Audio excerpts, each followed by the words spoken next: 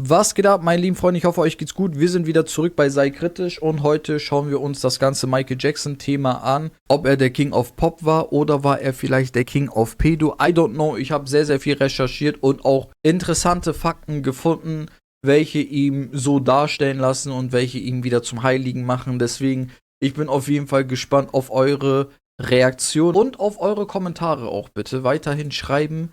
Falls ihr den Kanal zum ersten Mal seht, gerne unten folgen. YouTube, TikTok und Instagram, sehr, sehr wichtig, damit ihr keine weiteren Videos von mir verpasst. Okay?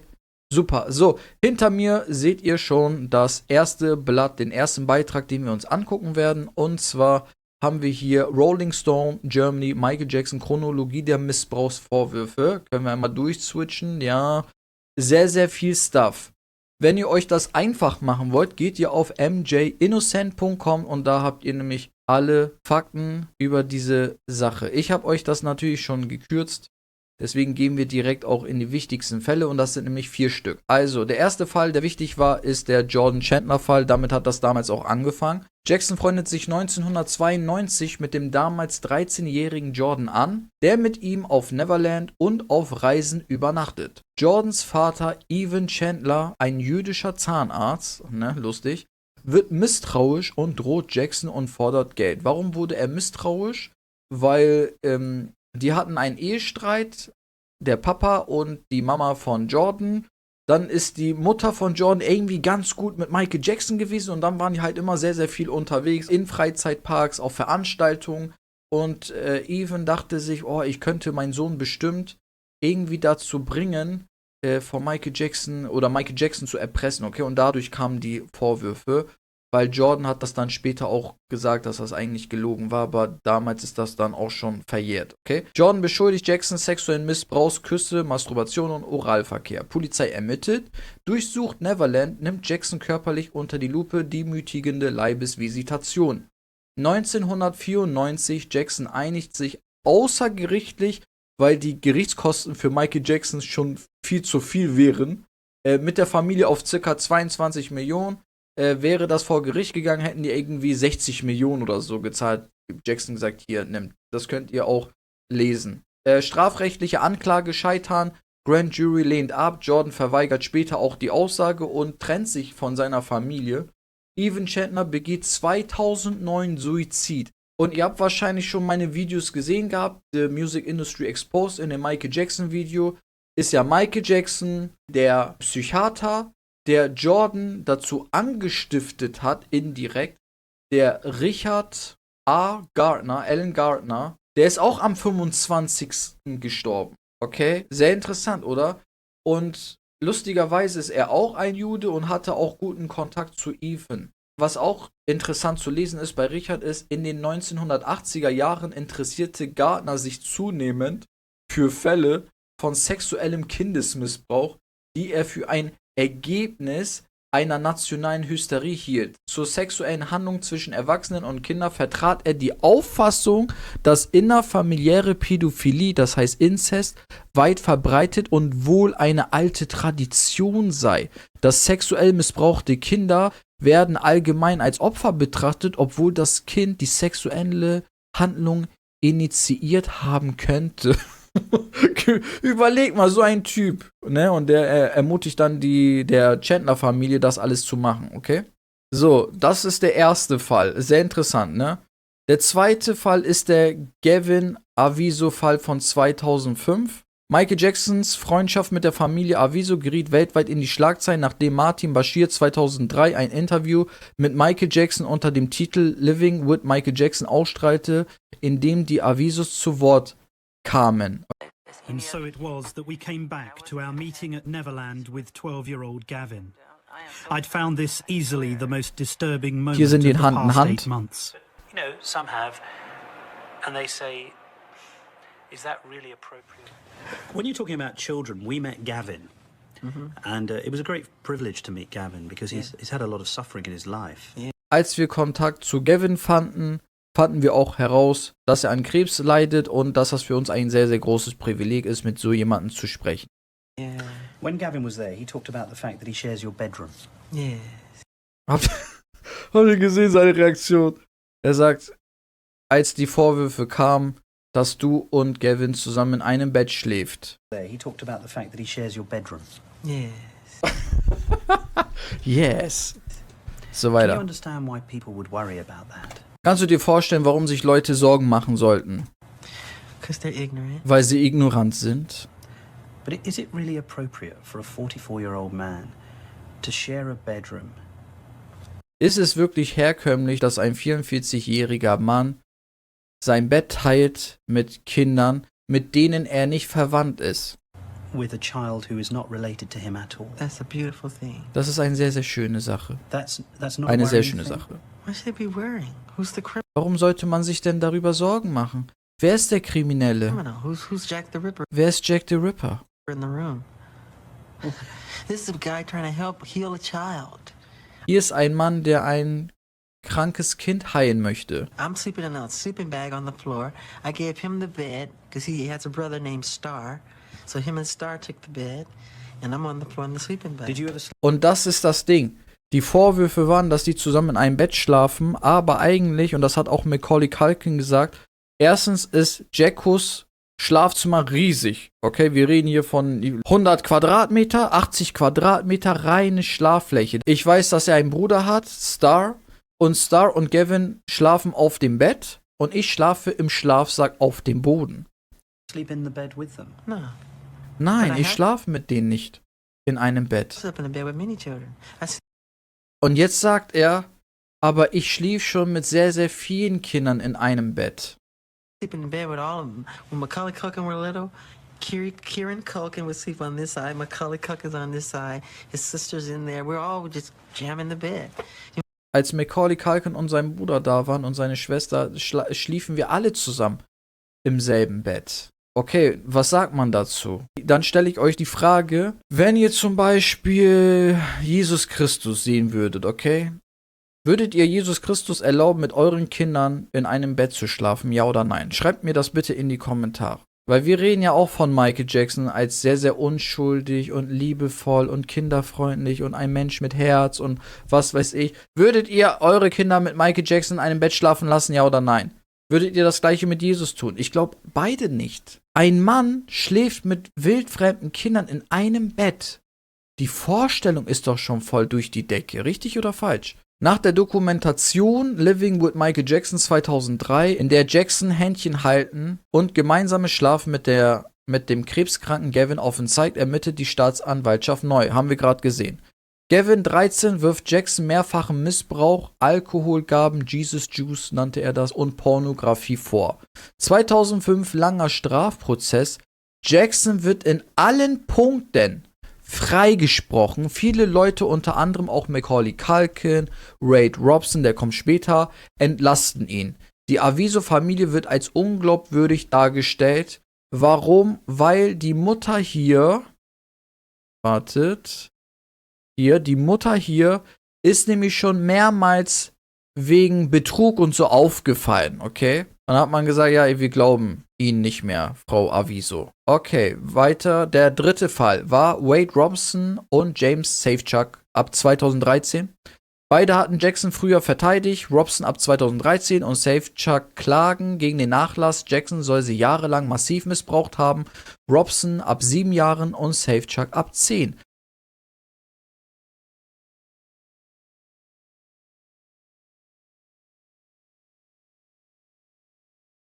Grundlage der HBO-Doku Leaving Neverland von 2019, die weltweit für Aufsehen sorgt. Klagen wurden mehrmals ab und wieder zugelassen, Verjährungsfristen, ein großer Prozess von 400 Millionen Dollar steht für November 2026 an. Ich habe mir ein bisschen die Sachen durchgelesen und erstens muss man sagen, dass die von irgendwoher wussten, dass ein Michael Jackson Film rauskommt und deswegen haben sich extrem viel Zeit gelassen, okay, dass die Klagen durchkommen. Und das letzte wäre die Casio-Geschwister 2026. 4 erwachsene Geschwister klagen wegen Kinderhandels und Missbrauchs gegen den Nachlass und nennen Jackson seriellen Kinderschänder. Fazit des Artikels: Trotz zahlreicher Vorwürfe, Ermittlungen eines Prozesses und außergerichtlicher Zahlungen wurde Jackson nie strafrechtlich verurteilt. Die Anschuldigungen überschatten sein Erbe, haben seine Karriere aber nie dauerhaft zerstört. Der Nachlass kämpft weiter juristisch gegen die laufenden Klagen. Und hier haben wir auch den Bericht darüber, was gefunden worden ist. A list of every item discovered by police in Michael Jacksons Residenz. Und hier haben wir das nochmal, das sind nämlich die 8 stärksten Beweise. Ein 23 Millionen schwere Beschreibung eines Kindes über den Penis von Michael Jackson. Dann Adult Porn und Child Erotica.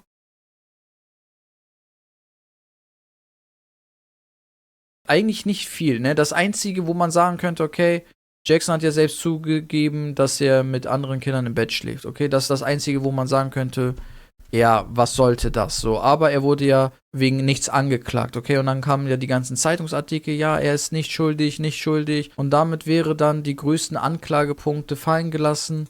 Und das Thema ist durch. Michael Jackson, okay, er ist doch kein Pädophiler. It's not where my heart is. I would slit my wrist first. I would never do anything like that. That's not Michael Jackson, I'm sorry.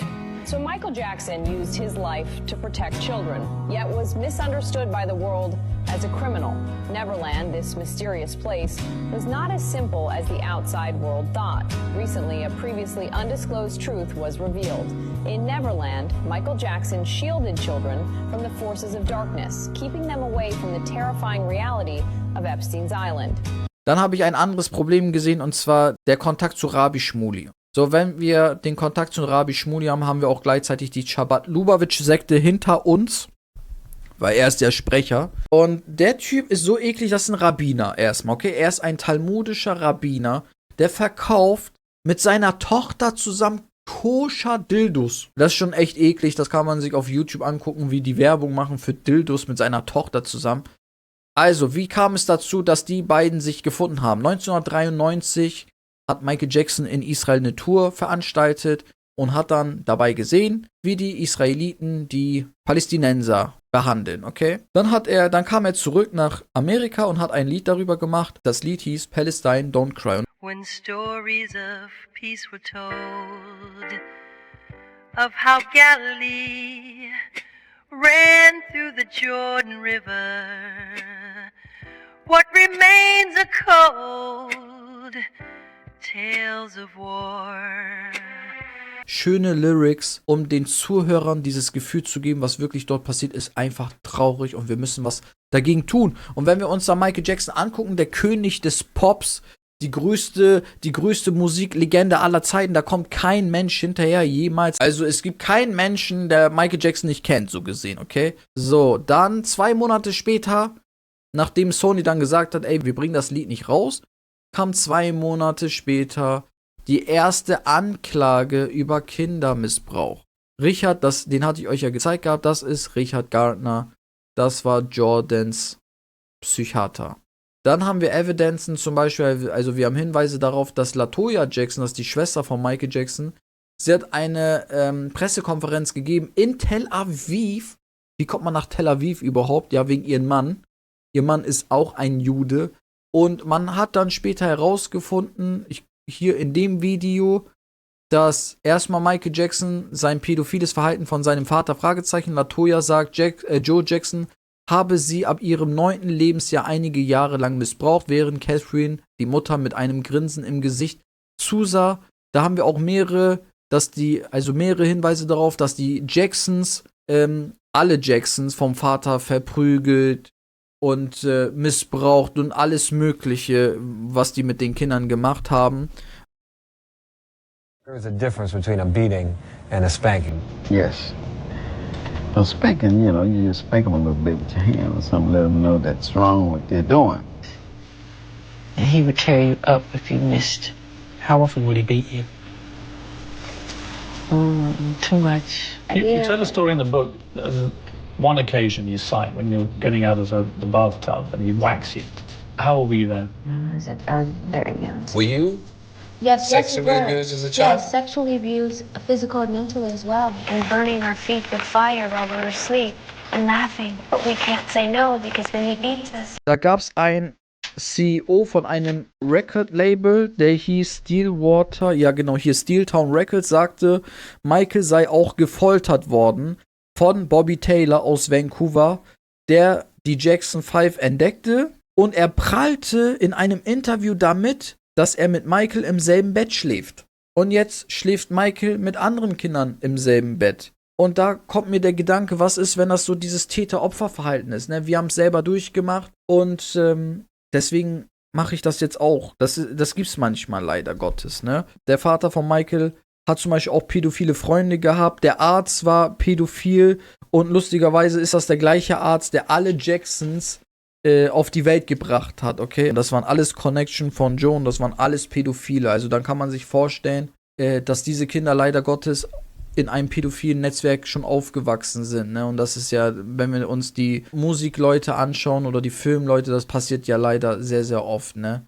Dass die mit solchen Biestern Kontakt haben. Genau, sie hat dann ausgesagt, ja, Michael ist ein Pädophiler. Das hat sie leider nur gesagt, damit sie nicht mehr so viel Schläge von ihrem Mann kriegt. Sie wurde auch von ihrem Mann also echt missbraucht, verprügelt und was weiß ich. Also diese Familie hat wirklich viel durchmachen müssen. Genau, hier haben wir nämlich den Mann 2011, dass er handgreiflich war und dass er sie immer blau und grün geschlagen hat. David Jest, hier auch ein Jude, ne? Lustig. Irgendwann hat ja Michael Jackson dann angefangen, mehr Musik zu machen in Richtung, wir sind gegen den Staat oder, ne, passt auf, was die mit euch machen. They don't really care about us. Jew me, sue me, everybody do me, kick me, kind me, don't you black or white me. Und danach, er hat's gesungen und dann kam es direkt vor den jüdischen Händen, vor den jüdischen Anwaltshänden.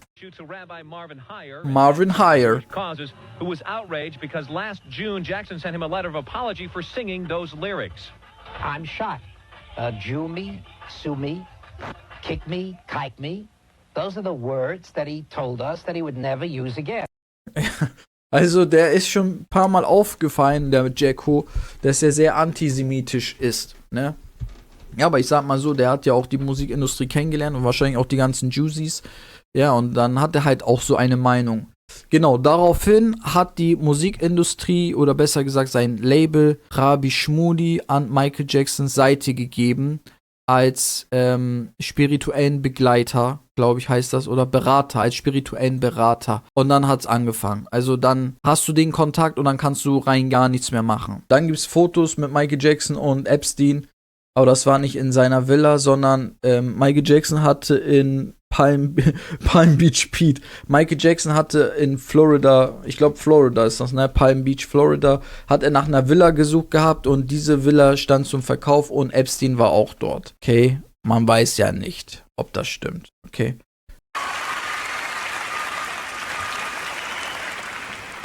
I don't read all the things written about me.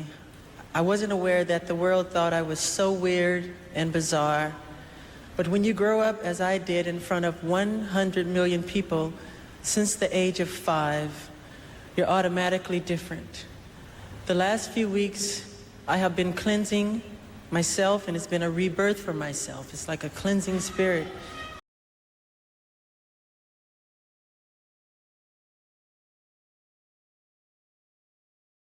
I love you too.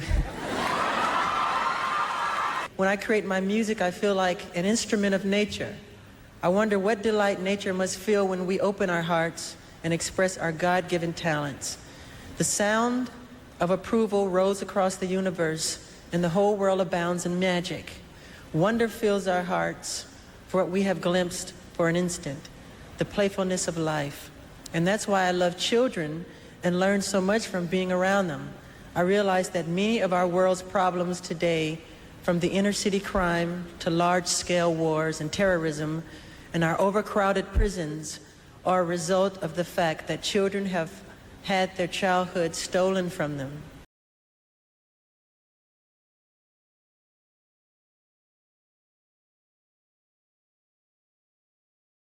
Was ist, wenn das, was wir über Michael Jackson kennengelernt haben, nicht das ist, was wir alle denken, dass er so lieb zu Kindern war und dass er die Kinder versucht hat zu schützen und dies, das, jenes, sondern ich glaube, dass es auch sein kann, dass Michael Jackson 2 Rollen gespielt hat. Okay, und wie komme ich drauf? Indem wir uns dieses Albumcover von Michael Jackson uns anschauen. Und zwar zu seinem Album Dangerous. Ne, ich habe euch ja das schon 1000-mal gesagt, diese Leute lieben Okkultismus und vor allem, wenn du wie Michael Jackson in der Hierarchie ganz oben bist, dann kann das nicht sein. Wenn wir schon Leute haben wie Bruno Mars oder wie Jay-Z, wie Mike Tyson, wie, wen gibt's noch? Kanye West und so, die waren ja alle bereit, irgendwelche, oder Rihanna, irgendwelche Familienmitglieder umzubringen und, ne, oh, das war Zufall, oh, das ist einfach passiert, war ein Unfall und was weiß ich. You gotta bond yourself to these people forever. Let's look at some of the other people that have bonded themselves to this demonic energy. When Kanye West wanted to be up in that space so bad, he signed the oath, took the oath rather, and signed on, became a Mason and took the oath, wrote Lucifer, Son of the Morning, for Jay-Z, and that was his initiation, and sure enough, he lost his mom. Aber wir wissen, dass Blutopferung oder den Erstgeborenen in eine Tranny verwandeln, das sind ja die Opferungen an Baal oder an dem Baphomet, ne? Baphomet, halb Frau, halb Mann, und Moloch ist ja der Kinderfresser.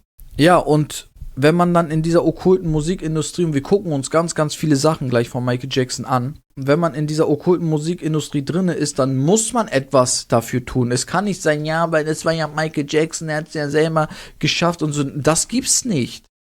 Das gibt es nicht. Okay? Wir können das herausfinden, indem wir uns die Musikvideos, die Musiktexte oder auch die, wie man Michael Jackson versucht hat darzustellen, wenn wir uns das tiefgründig anschauen. Hi, it's Shira7 again. I'm back with the esoteric, symbolic, occult meaning, symbolism behind Michael Jackson. In this first picture, you can see he's against a brick wall, which is symbolic of Freemasonry. You can see he has one hand in his pocket and one hand pointing up, which is as above, so below, as well as a Freemasonry signal. The bow tie as well. Also means hidden knowledge, symbolically. And then on this picture, he's portraying himself as a warrior type angel or Archangel Michael. And this was the single cover for the Earth song. So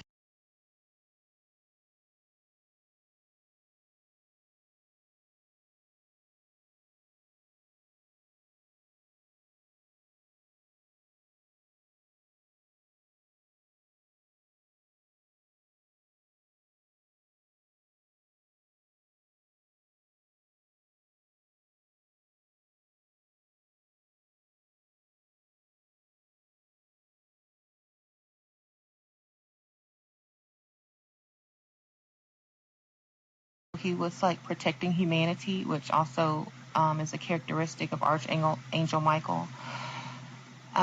This next picture, he loves everyone. He doesn't discriminate. This is it album cover and movie poster where he's posing like sort of like a Christ figure as well as here. So, erste Thematik, was uns auf jeden Fall auffallen sollte, Freunde, ist, dass Michael Jackson, entweder trägt er gerade hier eine Maske, oder aber er möchte euch zeigen, ey, hier bin ich hinter der Fassade. Das Album heißt ja Dangerous, ne? Es ist gefährlich. Was ist gefährlich, Michael? Das System hinter der Erde, die Maschinerie hinter der Erde mit einem Kassenband.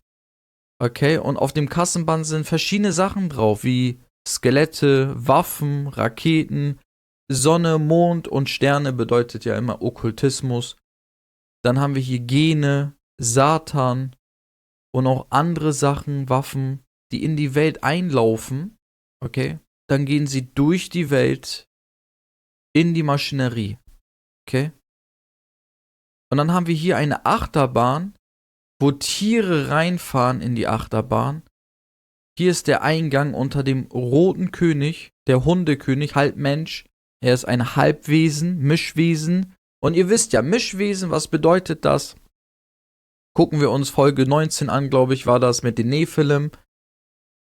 Irgendwann haben die gefallenen Engel ja auch Menschen beigebracht, dass man DNA miteinander mischen kann. Also man kann Fabelwesen so gesehen, Mischwesen so gesehen kreieren. Und vielleicht haben diese Wesen ja selbst schon Mischwesen kreiert. Und deswegen haben wir zum Beispiel altertestamentlich Moloch oder Baal oder halb Bulle, halb Mensch. Der Erste, der die Kinderopferung annahm. Oder wir haben den Baphomet, halb Ziege, halb Mensch. Und hier ist das ein halb Hund, halb Mensch. Und er hält hier einen Stab und er hat eine Krone. Okay? So, und er schützt den Eingang. Weil hier ist der Eingang. Er schützt den Eingang und der Engel schaut, wohin die Kinder auf Fischen hingebracht werden. Okay? Wir könnten jetzt noch ein bisschen mehr interpretieren, aber ich sag mal so, es ist eigentlich schnell zu verstehen, dass hier viel Okkultismus drin ist. Hier haben wir die Statuen. Die Statuen sind Frauen und das sind die verschiedenen Frauen wie Aphrodite, Diana, Inanna, Ishtar. Ne, alle werden assoziiert mit dem Venus oder mit der Venus, ne, der Morningstar, ne, Luzifer. Und hier fahren die Tiere rein in den Eingang und hier kommen sie wieder raus und ihr seht, die Tiere sind tot. Sie wurden konsumiert. Und ganz vorne ist ein Junge, ein schwarzer Junge, der sieht aus wie Michael Jackson. Also Michael Jackson ist hier auch schon durchgefahren, durch die Maschinerie. Und dann haben wir noch ein weiteres Kind hier hinten mit einem M drauf. Kann sein, dass es ein Michael Jackson-Fan ist, aber ich sehe Macaulay Culkin da drin. In ihm. Okay, und Macaulay Culkin hat ja ähnliche Sachen wahrscheinlich durchmachen müssen wie Michael Jackson. Okay, das sind Industriekinder wahrscheinlich. Und diese Industriekinder haben diesen Einfluss hier miterlebt. Die mussten diesen Einfluss der Welt konsumieren, die Maschinerie. Und auf der anderen Seite des Ausganges haben wir hier die Vogelkönigin. Sie trägt lila. Der Hundekönig trägt rot und weiß. Heilig, der Pfad des Blutes. Okay, weiß auf rot. Sie trägt lila. Das ist die Farbe der Royals, der Eliten. Okay? Und wenn ihr richtig hinguckt, da seht ihr zwei kleine Vögel und sie exposen etwas, okay? Und zwar, hier sehen wir, dass er halb Mensch, halb Tier ist. Sie ist aber eine Maschine. Sie ist künstlich. Okay? Eine künstliche Elite. Und dann schaut ihr unten, sieht das so aus wie ein Brutkasten oder wie eine Fruchtblase.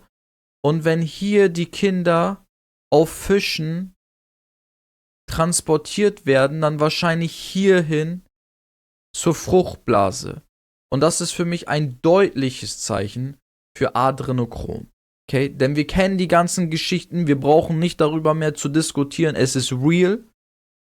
Kinder werden geopfert, um diese Wesen hier, diese ekligen Viecher zu versorgen. Mit Lebensenergie. Okay? Künstlich Leben wird gegeben. Und warum sehe ich das? Weil aus der Krone dieser Vogelkönigin, das sieht für mich aus wie Engel. Oder wie Seelen. Diese Kinder sterben und die Seelen verschwinden. Also sie wurden geopfert. Sie werden gerade geopfert und hier wurden sie schon geopfert. Okay? Hier natürlich das Auge-Symbol, allsehende Auge. Hier haben wir eine Referenz von Black on White. Also egal ob schwarze Kinder oder weiße Kinder werden geopfert. Oder ein Zeichen für Dualität. Kann beides sein. Hier haben wir Michael Jackson. Der hat sich wahrscheinlich hier drauf verewigt. Denn er hat einen Stern. Er ist der Star. Bedeutet das vielleicht, dass er schon in dieser Maschinerie viele Sachen getan hat, um sich diesen Status zu gönnen? Das ist ja die Frage am Ende des Tages. In dem ersten Part dieses Videos haben wir ja eher darüber geredet, ja, Michael Jackson, wie lieb er war und dass alle Anklagepunkte fallen gelassen worden sind. Also der ist da sauber rausgekommen. Dieser Part ist jetzt eher die dunklen Geheimnisse von Michael Jackson zu entdecken, zu exposen. Oder ob wir da irgendwelche Referenzen dazu sehen, okay, die wir von anderen Stars schon kennen. Weil kein Mensch auf diesem Planeten ist sündenfrei. Und wir wissen ja nicht, ob er Sachen gemacht hat. So wie andere Darsteller haben. Wer weiß denn schon? Okay, wir leben nicht mit diesen Leuten 24 Stunden und wir wissen nicht, was diese Leute 24 Stunden lang machen. Okay, aber hier gönnt er uns einen Blick hinter die Fassade oder er trägt die Maske. Und wenn ihr dann guckt, der Affe, die Letzten werden die Ersten sein. Und hier haben wir eine Fee oder eine Königin oder die Venus höchstpersönlich oder Luzifer, der Morningstar. der Michael Jackson am Ende des Tages die Krone gibt, aufsetzt. Wahrscheinlich für das Album, für seinen Karriereweg, für die Sachen, die er geopfert hat. Wer weiß das schon, okay. Aber das ist es, was ich sehe, wenn ich mir sowas anschaue. Und zu guter Letzt, sehr, sehr auffällig, finde ich, dieses Kind hier, alles sind hier Kinder, außer hier der Hundekönig, Königin und dieser Mann hier unten, alles andere sind Kinder. Okay? Und dieses Kind wurde nicht geopfert, aber es hält etwas in der Hand und ich kenne kein Tier, das so aussieht, so ein Skelett hat, so ein Schädel. Okay, aber es muss ja ungefähr ein Reptilwesen sein.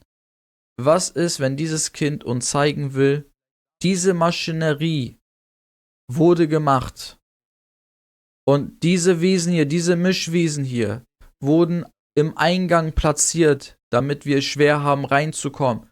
Und die Eliten wurden am Ausgang positioniert, damit wir nicht raus können. Und sie dienen diesen Wesen, die sie vielleicht damit versuchen, mit dem Blut wieder lebendig zu machen, okay? Oder ist es ein Relikt, dieses System ist ein Relikt dieser Wesen. Okay, weil wenn diese Wesen nicht wichtig wären, dann hätte das Kind diesen Schädel schon fallen gelassen, hat er aber nicht. Er hält es fest. From Darkness to Light, das gehört der Freemasonry. Das sind Freimaurer-Artworks. Okay, und zum Beispiel haben wir einen Jack Gordon, der macht solche Artworks, weil Jack Gordon ist auch derjenige, der dieses hier gemacht hat. Und wenn wir uns mal die Sachen angucken von Jack Gordon, ich glaube, das müsste Jack Gordon, hier Mark Ryden, genau, der heißt Mark Ryden, dann können wir nämlich gucken, der Typ ist ein echt guter Künstler, aber er symbolisiert immer Fleisch mit Kindern. Immer. Fleisch mit Kindern. Hier haben wir Alice im Wunderland, The Rabbit Hole. Alice geht rein mit einem Typen, der sieht aus wie Abraham Lincoln. Aber es gibt auch andere Religionsgruppen, die tragen auch solche Sachen. Sie geht mit ihm rein. Und Jesus sieht so aus, als würde er versuchen, sie zu halten oder sie zu sich zu ziehen. Und hier haben wir einen Hasen, der andere Tiere schlachtet. Willkommen im Schlachthaus. Okay? Kinder mit roten Schuhen. Willkommen im Schlachthaus. Noch ein Bild. Hier macht sie eine Teepartys mit Babys. Mit Barbie und Ken. Sei gut. Und ein Hasen, der das Blut von Jesus Christus in eine Tasse einschenkt. Also ihr seht, ne, derjenige, der das Artwork von Michael Jacksons Album Dangerous gemacht hat, hat ganz kranke Sachen gemacht. Okay, ganz kranke Artworks. Und wenn ihr dann versteht, dass er selbst seine Inspiration, also dieser Mark Ryden holt seine Inspiration von Aleister Crowley, ja, wie kann man dann diese Verbindung nicht sehen? Versteht ihr, was ich meine? So, und das wäre ja nicht das erste Mal, dass Michael Jackson sehr okkult auftretet. Ich finde, sein ganzes Auftreten ist okkult. So, Freunde, das soll es gewesen sein zum ersten Part von Michael Jackson. War er der King of Pop oder war er der King of Pedo? Ich hoffe, ich konnte ihn so neutral wie möglich darstellen. Wir haben ein wenig kennengelernt über die Missbrauchsvorwürfe. Wir haben auch sehr, sehr viel kennengelernt über die Familiengeheimnisse, wie zum Beispiel auch LaToya Jackson erzählt hat, zu den anderen Dokumentationen von den Geheimnissen der Jackson 5 und alles habe ich natürlich in der Videobeschreibung beigefügt. Also die Thematiken sind auf jeden Fall sehr zu empfehlen. Der zweite Part wird dann eher darüber sein, dass wir Michael Jacksons andere Seite kennenlernen, weil die Frau in dem Video, wo sie darüber beschrieben hat, welche Symbolik Michael gerne benutzt, sie hat ja auch gesagt, dass Michael Jackson sich gerne so als Jesus Christus, Erzengel Michael darstellen ließ, so weiß, unschuldig. Aber es gibt halt auch die andere Seite der Dualität, die Schattenseite des Menschen. Und da werden wir auf jeden Fall sehr, sehr viel noch mitbekommen. Also ich habe es ja natürlich schon mitbekommen. Ja, das wird auf jeden Fall noch ein bisschen dark. Falls euch irgendwelche Sachen noch eingefallen sind, Sachen, die ich vielleicht besser machen könnte oder was weiß ich, gerne in die Kommentare reinschreiben. Ich lese mir die Sachen ja gerne durch. Und kurz noch, falls ihr mich unterstützen wollt, in der Kanalbeschreibung ist mein PayPal-Link oder aber ihr folgt mir einfach hier auf YouTube, TikTok und Instagram. Vielleicht auch die Kanalmitgliedschaft mal abonnieren. Und dann sehen wir uns zum nächsten Part. So, Freunde, haut rein und bis zum nächsten Mal. Heal the world. Make it a better place for you and for me and the entire human race. There are people dying.